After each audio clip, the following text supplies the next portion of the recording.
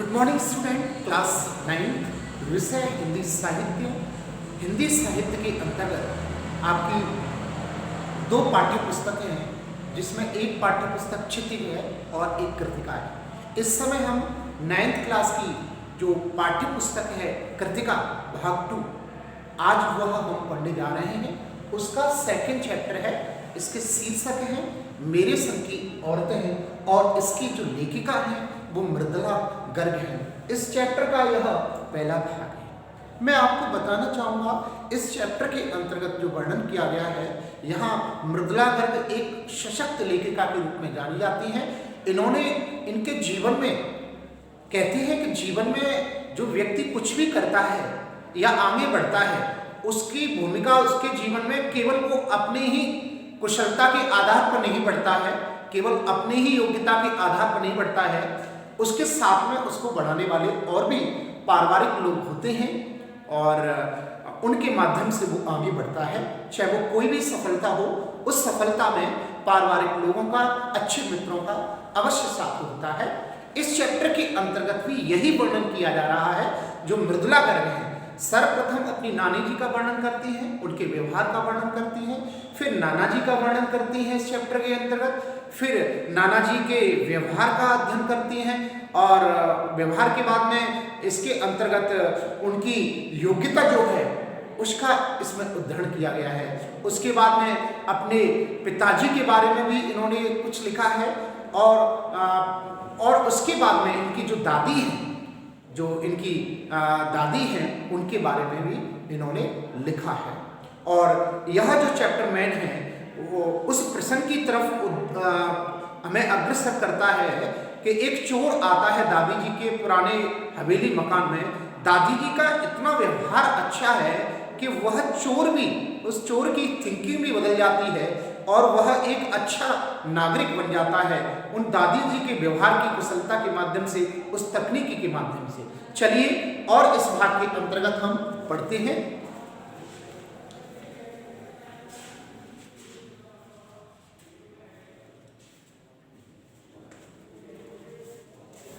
मेरी एक नानी थी, ऐसा कह रही है मृदुला गर्ग। यह पाठ प्रारंभ हो रहा है। मेरी एक नानी थी, जाहिर है, पर मैंने उन्हें कभी नहीं देखा। ऐसा कह रही है, मेरी नानी थी बट उन्हें मैंने कभी नहीं देखा। मेरी माँ की शादी होने से पहले ही उनकी मृत्यु हो गई थी और मेरी माँ की जब शादी हुई तो उससे ही पहले उनकी मृत्यु हो चुकी थी। इसलिए यहाँ मृदुला गर्ग कह रही है, मैंने अपनी नानी को देखा नहीं। शायद नानी से कहानी न सुन पाने के कारण बाद में हम 3 बहनों को खुद कहानियां कहनी पड़ी और शायद नानी के माध्यम से हमने कहानियां ना सुनी और नानी के माध्यम से कहानियां न सुनने के कारण शायद हम जो 3 बहनें हैं उन्होंने कहानी इस कारण से लिखी है कि हम नानी के माध्यम से कहानी नहीं सुन पाए। नानी से कहानी भले न सुनी हो, नानी की कहानी जरूर सुनी है। नानी से कहानी भले नहीं सुनी हो हमने, लेकिन नानी के बारे में हमने कहानी जरूर सुनी। बहुत बाद में जाकर उसका असली मर्म समझ में आया और कुछ समय के जाने के बाद में नानी जी की जो कहानी सुनी थी उसका मर्म हमें बहुत बाद में समझ में आया। पहले इतना ही जाना कि मेरी नानी पारंपरिक अनपढ़ पर्दानसीब औरत थी और मेरी नानी जो थी वो अनपढ़ थी, पर्दानसीब थी, अर्थात पर्दे को मानने वाली थी, जिनके पति शादी के तुरंत बाद उन्हें छोड़कर बैरिस्ट्री पढ़ने विलायत चली गई थी। ये अपनी नानी जी का वर्णन कर रही है इस चैप्टर में सर्वप्रथम और उनके बारे में बता रही हैं और उसके बाद में अब ये नाना जी के बारे में बता रही हैं कि जिनके पति शादी के तुरंत बाद उन्हें छोड़कर और शादी के तुरंत बाद इनके जो पति थे, नानी जी के पति थे, वो छोड़कर बैरिस्ट्री पढ़ने विलायत चले गए थे। अर्थात विदेश में पढ़ने के लिए बैरिस्ट्री जो एक डिप्लोमा होता है उसे करने के लिए विलायत चले गए थे। कैम्ब्रिज विश्वविद्यालय से डिग्री लेकर, जो कैम्ब्रिज विश्वविद्यालय है वहाँ से डिग्री लेकर जब वे लौटे और विलायती रीति रिवाज के संग जिंदगी बसर करने लगे और वहाँ से जब लौटे, वहाँ से डिग्री प्राप्त करके कैम्ब्रिज विश्वविद्यालय से लौटकर आए तो इनकी रहन सहन में, इनकी वेशभूषा में वो विदेशीपन छा रहा था। नानी के अपने रहन सहन पर उसका कोई असर नहीं पड़ा और नानी के रहन सहन पर उनका, जिनके नाना जी थे जो मृदुला गर्ग जी के, अर्थात इनकी नानी जी के जो हस्बैंड, अर्थात उनको नाना जी ही कहेंगे, तो वो जो थे उनकी जिंदगी का असर इनकी नानी जी पर कुछ भी नहीं पड़ा। न उन्होंने अपनी किसी इच्छा आकांक्षा या पसंद नापसंद का इजहार पति पर भी किया और कभी भी नानी जी इनकी इतनी भोली थी, इतनी अच्छी थी मृदुला गर्ग जी की, कि वो ब्लैक से पढ़ने के बाद में, आने के बाद में भी विदेशी भाषा का प्रयोग भी कर रहे थे, रीति रिवाजों का प्रयोग कर रहे थे सारी, लेकिन इनकी नानी पर, इनके नाना जी का कोई किसी प्रकार का दुष्प्रभाव नहीं पड़ा या प्रभाव नहीं पड़ा, या इनकी नानी जी को उनके द्वारा किसी भी काम के कहने पर कष्ट नहीं हुआ। इन्होंने हर बात को सहज तरीके से स्वीकारा।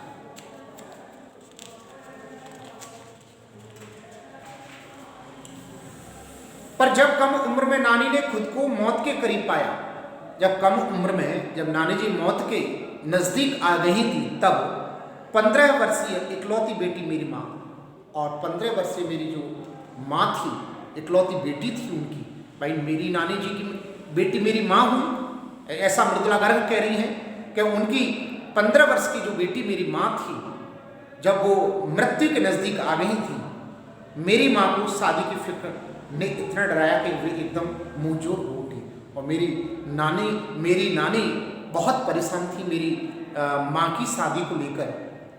नाना से उन्होंने कहा कि वे पर्दे का लिहाज छोड़कर उनके दोस्त स्वतंत्रता सेनानी प्यारेलाल शर्मा से मिलना चाहती हैं, और पर्दा का लिहाज छोड़ते हुए नाना जी से नानी जी ने कहा कि वह उनके दोस्त प्यारेलाल शर्मा जी से मिलना चाहती हैं, जो एक स्वतंत्रता सेनानी है। सब दंग हैरान रह गए, जिस पर्दा नसी औरत ने पराए मर्द से क्या खुद अपने मर्द से मुंह खोलकर बात नहीं की थी, आखिरी वक्त में अजनबी से क्या कहना चाह सकती है।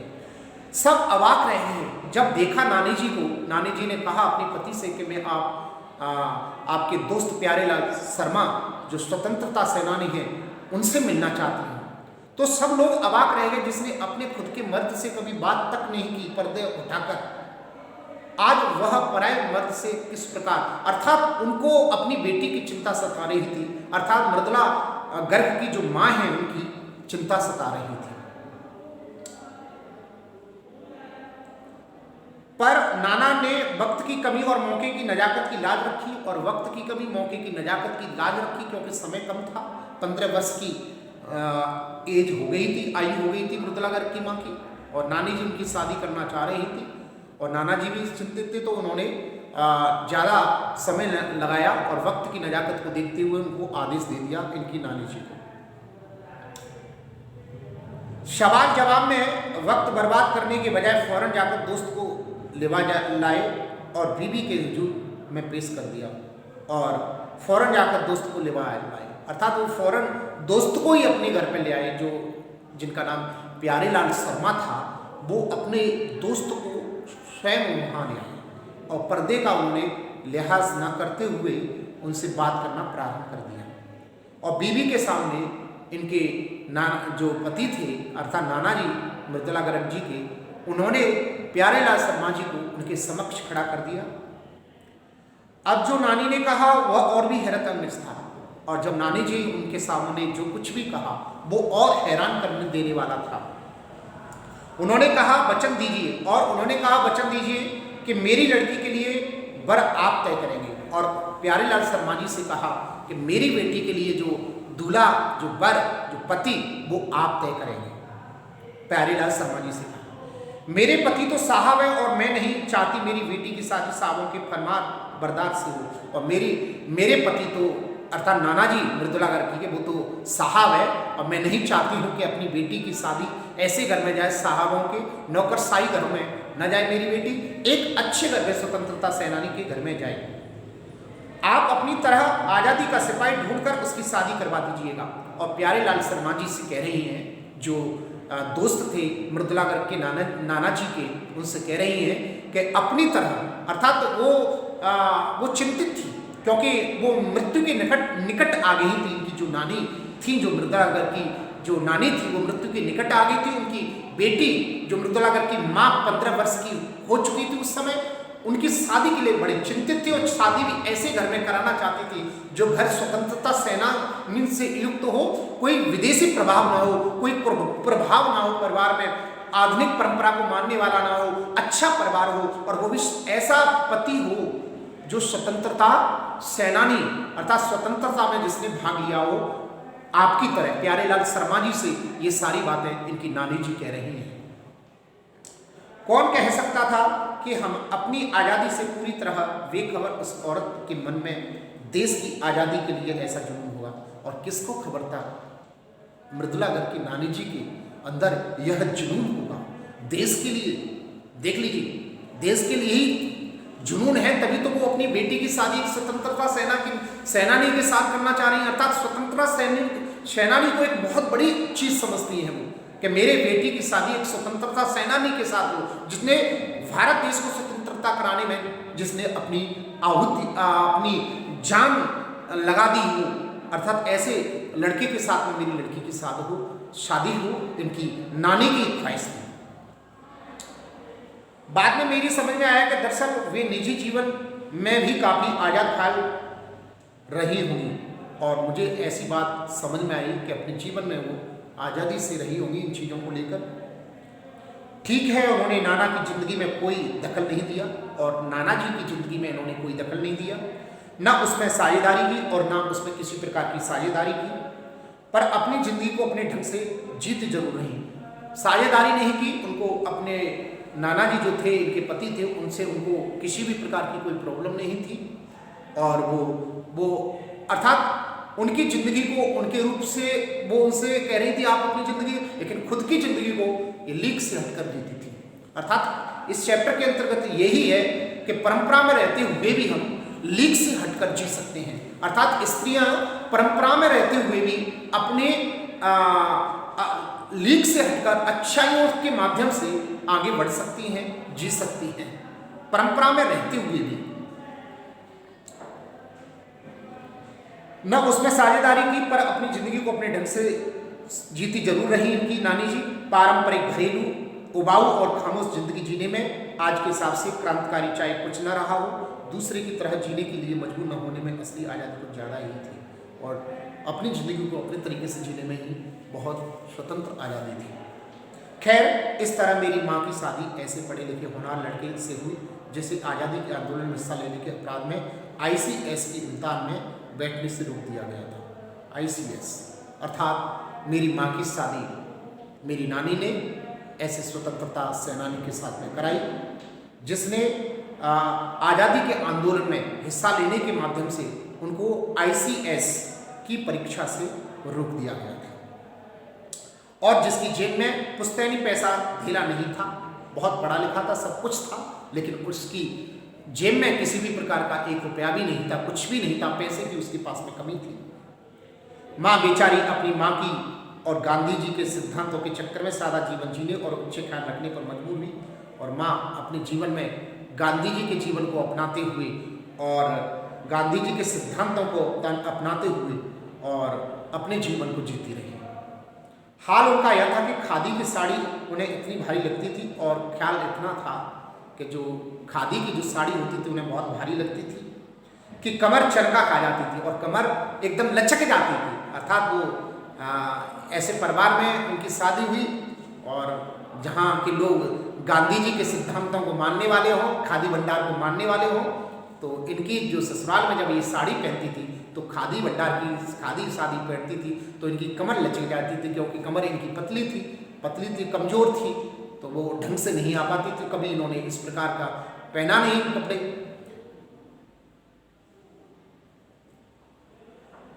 रात भर जागकर वे उसे पहनने का अभ्यास करती, और ऐसा था कि रात जागकर वो उसे पहनने का अभ्यास करती रहती थी,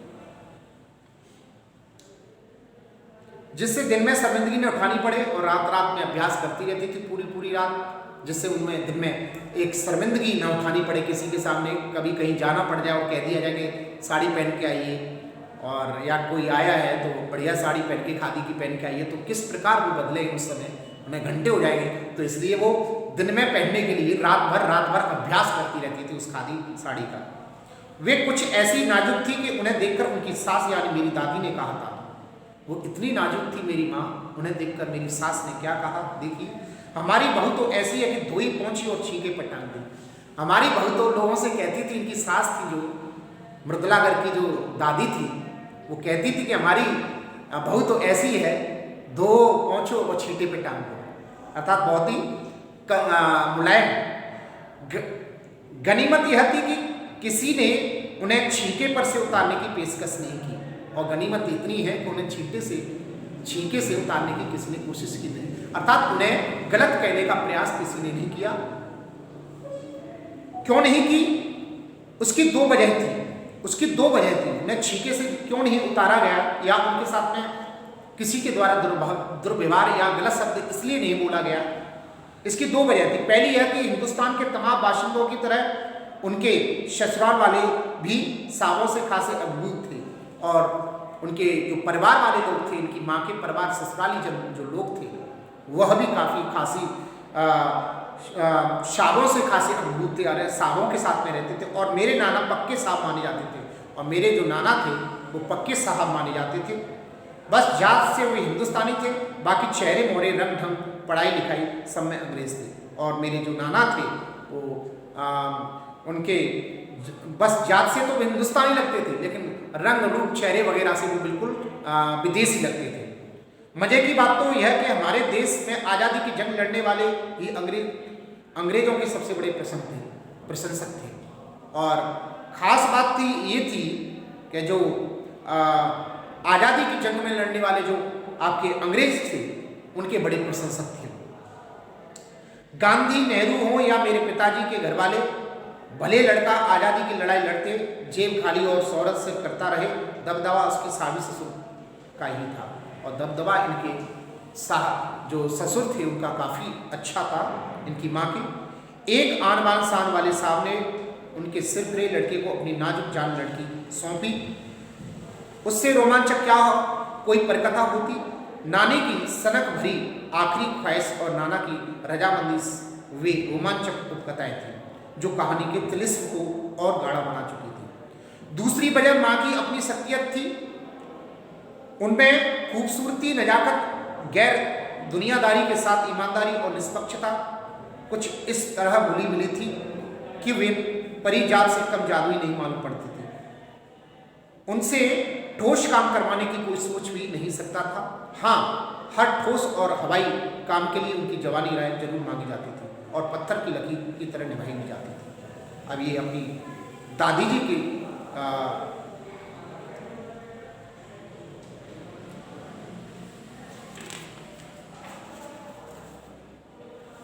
मैंने अपनी दादी को कई बार कहते सुना था, हम हाथी पे हल ना जुतवाया करते, और मैंने अपनी दादी से सुना था कि हम हाथी पर कभी हल नहीं जुतवाया करते, हम पे बैल है और हम पर बैल है। बचपन में ही मुझे इस जुमले का भावार्थ समझ में आ गया था, जब देखा था कि हम बच्चों की ममतालू परवरिश के मामले में माँ के सिवा घर के सभी प्राणी मुस्तैद रहते थे, और हमारी सारी प्रोग्रेस में माँ के अलावा सब लोग प्रोग्रेस करने के लिए उतारू रहते थे। दादी और उनकी जेठानियाँ ही नहीं, खुद मर्द जात पिताजी भी, और हमारे प्रोग्रेस में जो पिताजी वगैरह एंड आपके घर के जितने भी लोग थे माँ को छोड़कर, सभी हमारी मतलब हमारी प्रोग्रेस के लिए प्रयास किया करते थे। पर ठोस काम न करने का यह मतलब नहीं था कि माँ को आज़ादी का जुनून कम था। ऐसा नहीं था कि माँ को आज़ादी का जुनून कम था, वह भरपूर था और अपने तरीके से वे उसे भरपूर निभाती रही। जाहिर है कि जब जुनून आज़ादी का तो हो, उसे निभाने भी आज़ादी से चाहिए, जिस से पूछकर उसके तरीके से नहीं, खुद अपने तरीके से। अर्थात ये अपनी माँ के बारे में बता रहे हैं कि इनकी माँ सारी परंपराओं को निभाते हुए परिवार में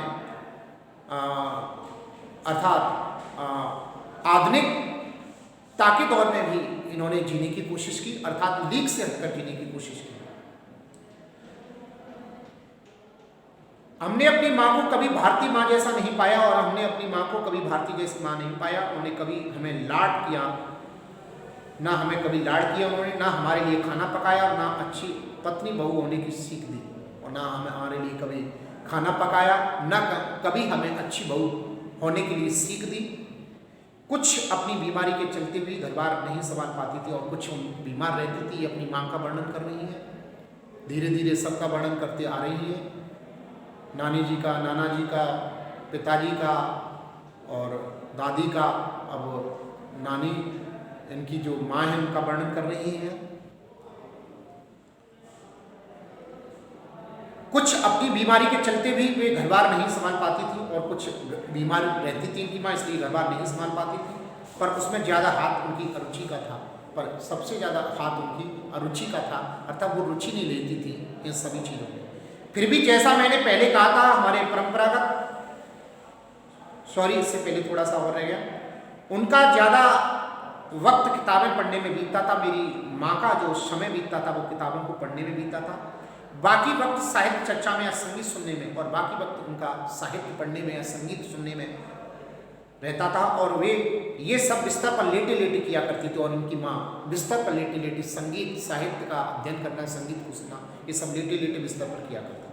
फिर भी जैसा मैंने पहले कहा था, हमारे परंपरागत दादा दादी या उनकी ससुराल के अन्य सदस्य उन्हें नाम धरते थे, न उनसे आम औरत की तरह होने की अपेक्षा रखते थे, और उनसे कोई आम औरत की रहने की तरह अपेक्षा भी नहीं रखती थी। इनके जो ससुराली जब थे अर्थात दादा दादी, उनमें सबकी इतनी श्रद्धा क्यों थी? इनकी माँ में सबकी परिवार वाले लोगों की श्रद्धा इतनी क्यों थी? जबकि वह पत्नी, माँ और बहू के किसी प्रचार कर्तव्य का पालन नहीं करती थी, और कभी भी इन्होंने माँ का रूप या पत्नी का रूप या एक औरत का रूप न रखते हुए लीक से हटकर जीना, ये सब कुछ होते हुए भी तब भी इनके प्रति इनके परिवार वालों का, इनकी माँ के, मृदुलागर की माँ के परिवार वालों का उनके प्रति प्रेम था, इनकी माँ के प्रति, इनके दादा दादी का। साहबी खानदान के रौब के अलावा मेरी समझ में दो कारण आए। वे कभी झूठ नहीं बोलती थी। सबसे अच्छी विशेषता इनकी माँ की थी कि कभी वो झूठ नहीं बोलती थी।